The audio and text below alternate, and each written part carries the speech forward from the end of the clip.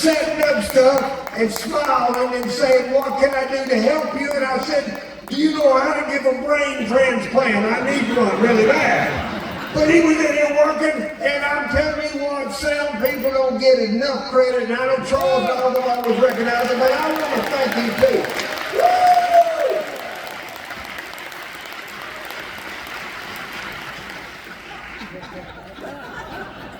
Well, I didn't know I was going to be going catfishing this morning.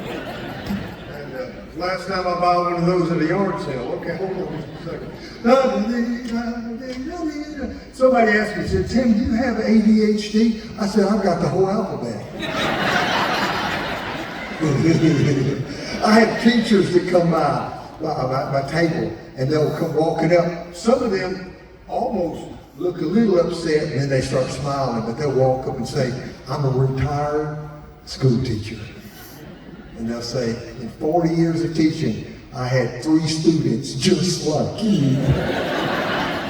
And I go, yeah, but you loved us, didn't you? And they go, yeah, yeah, we do love you, but you about drove me nuts. And I go, it's a calling. So there is a song, with this being Christmas time, this is a song that I'd love to do for y'all that has nothing to do with Christmas. But I just feel like doing it today. And hold on,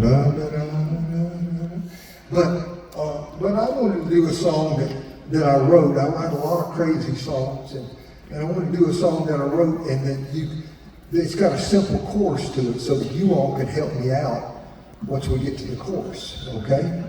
And so. You know, because people know songs, I saw the light, I'll fly away, how are you doing? And I just love talking to people. I just really do.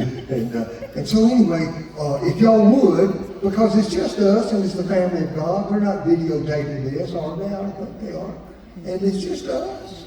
And so when we get to the chorus, just sing out, because you'll learn it right away. And since we're talking about Alabama, then that word is in this song, and so it made me think of it. So here we go. And if you want to, you can turn to somebody right now. You don't have to say it. You can just look at each other, and in your eyes, in your glance with your neighbor, you can just look at each other and go, he really needs medication. Right, okay.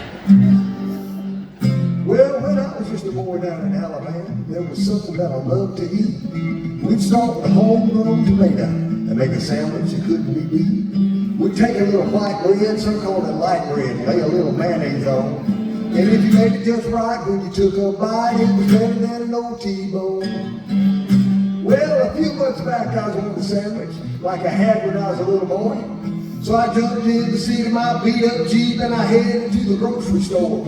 I came home and made that sandwich, bowed my head and thanked the Lord. But when I took a bite, something wasn't right. It tasted like wet cardboard. What's happened to tomatoes? Beats all I've ever seen. The ones you buy in the store red, but still taste green. What's happened to tomatoes? Does anybody know? They're probably genetically altered in a scientific laboratory 85 feet below, in a bunker in the middle of the desert somewhere in New Mexico. That was the chorus right there. Well, I thought I'll just start my own garden, have those tomatoes homegrown. So I went and bought a brand new tiller and a trailer to haul it on. Then the man at the garden center said, boy, to grow them right, you can't be a miser. You need a state-of-the-art irrigation system with the very best fertilizer. So I bought calcium, magnesium, potassium, and more. I bought gardening gloves, gardening tools. I bought half the store. I even bought a high-voltage electric fence that said to make a grizzly bear holler. And then the cashier said, that'll be $6,789. What's happened to tomatoes? I do declare, I didn't know to have a garden, you gotta be a millionaire. What's happened to tomatoes? Does anybody know? They're probably genetically altered in a scientific laboratory 85 feet below, in a bunker in the middle of the desert somewhere in New Mexico. That was the course again. And y'all didn't help me at all. You got one more chance. I need some help. Here we go. Well, I took care of those plants all summer, waiting on those tomatoes to be ripe.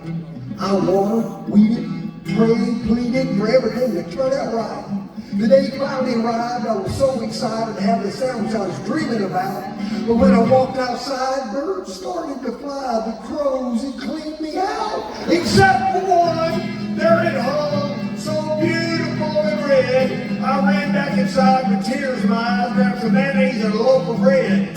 I ran back to the garden as the neighbors were hollering. Tim, what's happening, by the way? I said, I'm going to have me a $6,789 tomato sandwich today. And I'm not lying. I pulled it from the vine and made that sandwich right then and there. My ankle was an inch from that electric fence, but I didn't care. And I started to care when I touched it. Sparks were flying. I could feel the heat. And then that tomato shot out of that sandwich and plopped on the ground at my feet. What's happened to my ankles? He's all I've ever seen. Goes down there black and blue and red, just a little green. And what happened to my tomatoes? Well, the crows know. So I'll keep eating the ones grown in a scientific laboratory 85 feet below in a bunker in the middle of the desert. Somewhere in New Mexico, never say never. You can end up like me, eating a whole lot of crows. In the middle of the desert, somewhere in New Mexico. Don't laugh, I need skin grafts. In the middle of the desert, somewhere in New Mexico. Woo! I got one question, y'all. What happened to our tomatoes? Give it up for homegrown tomatoes!